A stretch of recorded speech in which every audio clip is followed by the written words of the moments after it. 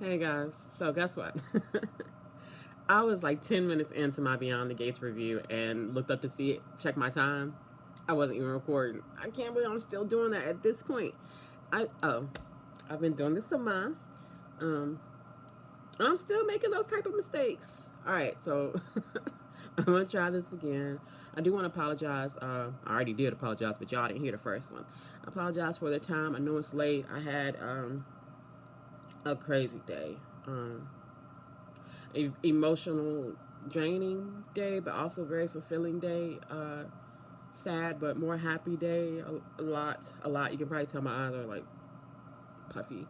Um, a lot of tears, but ultimately very good. I know I'm probably not making sense. Blame it on hormones. I don't know.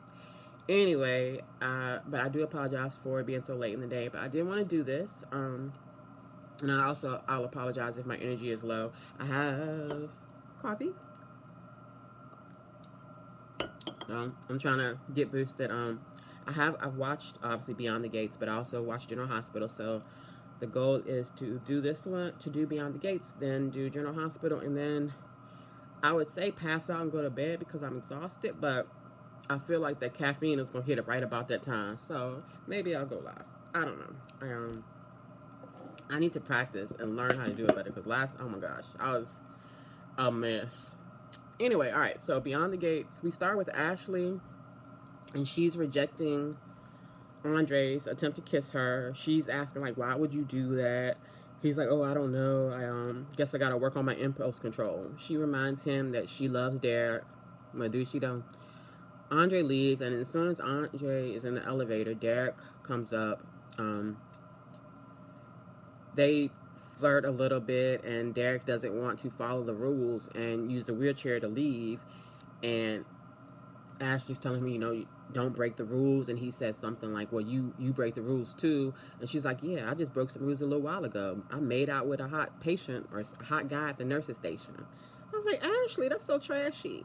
Like, I take issue with her. I don't like how she's a little too friendly with Andre for me because we can all tell that there's something more there, but it hasn't been too overt. But to make that joke about it in his face, that felt really, really trashy. Right. And it's like I'll never left. All right, so I had to step away for a second, but I came back. Hopefully, when I put these in the app, they will upload fine. Well, you might not have even known anything if I wouldn't have told you. But here we are. Where were we? Ashley is trash. So Ashley then takes Derek home. She's taking care of him, so to speak.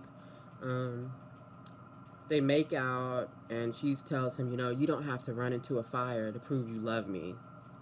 Like, girl, not everything is about you. He was doing his job. Not that I agree with like risking your life for a cat, but when you're a firefighter, you're gonna risk your life for people, every day possibly.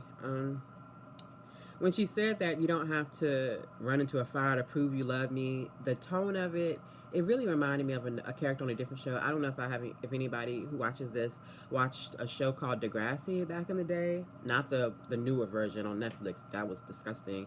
But a little older. There was a character named Claire, and Claire said something like that to Eli, and it's like one of those lines that just annoys me into all eternity. If you're watching this and you know what I'm talking about, the scene was where Eli. This is how crazy, y'all don't know what I'm talking about. But the scene after Eli has found his Cam's body and he's struggling, so he's on drugs, and then Claire confronts him and is like, "You did drugs because of me?" And it's like, no, it's not about you. It's about everything he's going through. Anyway, sorry for the tangent, especially I don't know what I'm talking about. Um, so then later we see Andre asking Nicole where his feelings for Ashley come from. Like, why does he have those urges? I was like, your penis. That's where the urges come from. Your dick. Just like it's not that hard to figure out. Let's see, Andre. This is why Andre getting advice from Nicole about Ashley while knowing he's having sex with Nicole's sister every chance he can get is wild. It's crazy. And those things, that's not in order. That actually happens much later on, but I grouped it in that section. All right, so we see Nicole and Ted. This is before Andrea has came, I think. And they're arguing, not like a fight, but like a verbal debate, so to speak, a little sparring. I don't even think argue is the right word. Discussion, heated discussion where they disagree.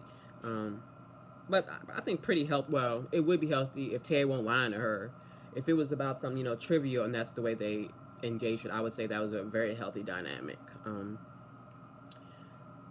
Nicole wants to find Leslie, Sherry, because she heard she was fired, and she's worried about her, and she doesn't think it's a coincidence that Sherry was working at the event. She thinks she admits that Ted says, she has an attachment to you that's dangerous. Nicole's like, obviously she has an attachment to me, but that's why I need to help her. And so earlier Nicole had actually asked Eva to find Sherry for her. Ted had heard, then they banter about it, and Eva's listening. And it was she's eavesdropping outside the door. Her face was, she was very good at your straight face, like if she was just listening. Like she was reacting, but I couldn't tell what she was thinking. And we've seen the actress in so many scenes where we can actually see exactly what she's thinking on her face. So I know that she's capable of doing that. So I thought it was an interesting choice to kind of just play it straight face, keep us guessing a little bit. I didn't mind it.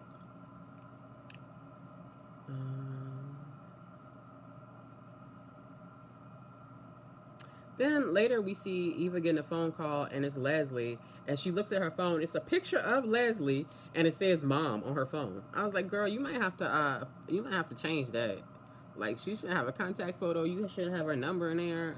Like, that's a good way to get called. Don't let Cassie. It's the way she be watching you, and Cat could go through your phone.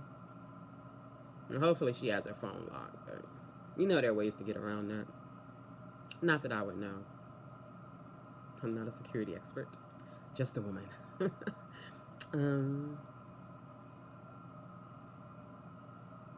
Yeah, it's out of order. All right, I don't want to talk about that yet because that's at the end. The problem with, it's a lot of different ways to do the notes for the show, and I'm sure everybody has their own way. I'll either do it one of two ways, where I just write everything that happens in order of the show. But if I feel like I have more time, I actually will, every time they introduce a different set of characters in a scene, I will put their names down, and then every time the show takes us back to them, I will add to their story. And that's what I started off doing here, and then I forgot I was doing it. So, excuse me. I didn't really, I just hiccuped on camera. Okay, all right, well, try some water. Because if I have the hiccups, then I gotta do this start all over. I don't wanna do that. Should I hold my breath and count to 10? Alright, where are we? So at the beginning of the episode, we see Eva cleaning up after Kay, like the dinner she had with Thomas. She just left the shit there, which is so lazy. Like, I get you rich, you got a maid, but like, you can't at least, I'm not saying you have to wash the dishes. I'm not saying you have to put them in the dishwasher. You can at least take them in the kitchen, put them in the sink. Damn, that's so trashy. And like, why they don't have, well, I guess maybe they wouldn't have a maid that time of, well, I guess it had to be morning. Yeah, I'm not sure about that. I'm not sure what time of day it was. Either way, I know that was trashy for Kat to leave that there. But nice of Eva to clean it up. She's proven herself indispensable to Nicole, her mother, possibly. Okay, and this I already talked about Nicole wanting to check on Sherry. And Ted over here. Andre shows up at Nicole's. Right. Yeah, I'm all over the place. So we see Danny passed out. I wrote Dixie came to help her because I couldn't remember her name. Pamela, her friend, who we know as Dixie from All My Children, Sweet Dixie. She came to help her. Danny had her bring things to replace the things that she broke. The champagne bottle that she had drunk, picture frame, stuff like that. Then they go back to Danny's and kind of talk about it. Then we see Haley and Bill. They're in the, I don't know if it's a car or limo. Like, well, I can just say, I guess I can just say car. Ugh. Um, and they're tired of waiting. They've been stuck in traffic. Bill gets them a police escort to get a helicopter so they can just jet home. So, great for the climate. Thanks, rich people. Haley quickly realizes that, well, as soon as they get in, they realize that the alarm was off. And of course, I'm sure we all had the same thought. Check the security cameras. Are there no security cameras? But, you know, that's where we have to suspend disbelief in all of our soaps and other shows, too, in modern day, because we know there are cameras everywhere, but that will kind of ruin the story.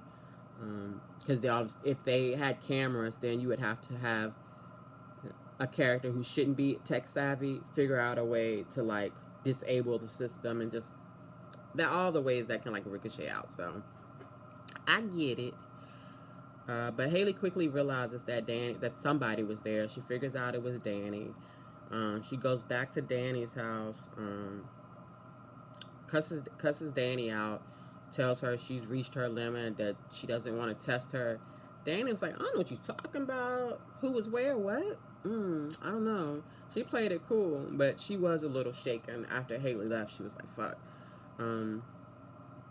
But I thought it was interesting. Like, the only two things that Danny messed with were the picture, the frame, and the bottle of champagne. And Haley noticed both of those things. I wish that there had been more, because, like, for her to be there for like 30 seconds and zoom in on those two exact things, it was a bit much for me. We have Smitty and Martin with the kids. The son is struggling, and they've noticed. They try to talk to him. It's clear that the sister, I'm sorry, I don't know their names yet. The sister knows. She's like, you should talk to them about it. The son is like, no. Martin and Smitty bring it up later. And they talk to the daughter a little bit about her problems at school. I don't remember what it was.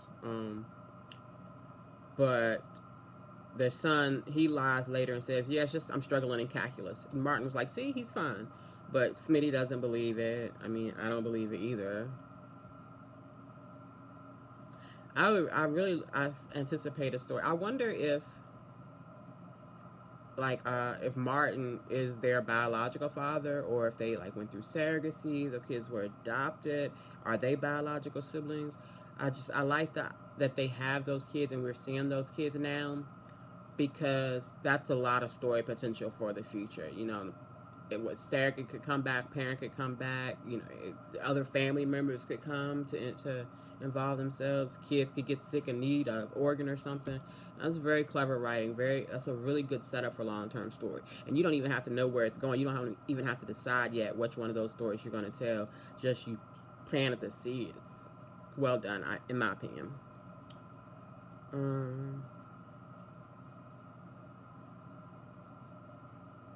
Yeah, I think that's it. I'm sorry. Well, maybe I shouldn't be sorry. I think people probably like quicker videos.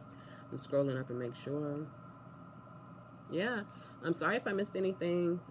I was eating dinner at the same time. I was eating dinner, watching Beyond Gates, and trying to put the notes in my phone. So I could have easily missed something. I hope everyone has a great day. This will be earlier tomorrow, I promise. And yeah, maybe I will see you in a little bit on a live, or not. But I thank everyone for your time. I appreciate all the support, guys. I'm up to 105 subscribers. That's crazy. I still can't believe that I got over 100, or to 100, or 50. Like, every time I see the number go up, it's like, what the fuck? How is this happening? I'm really grateful. I don't want to run the video with this, but like I just was talking to a dear friend of mine earlier about, you know, doing YouTube, and I didn't go into detail, but this past month would have been so much harder if I didn't, like, you know, have this. So I really appreciate you guys. I'm gonna stop talking so I can do General Hospital now. I am so grateful for you all. Thank you so much, and live long and prosper.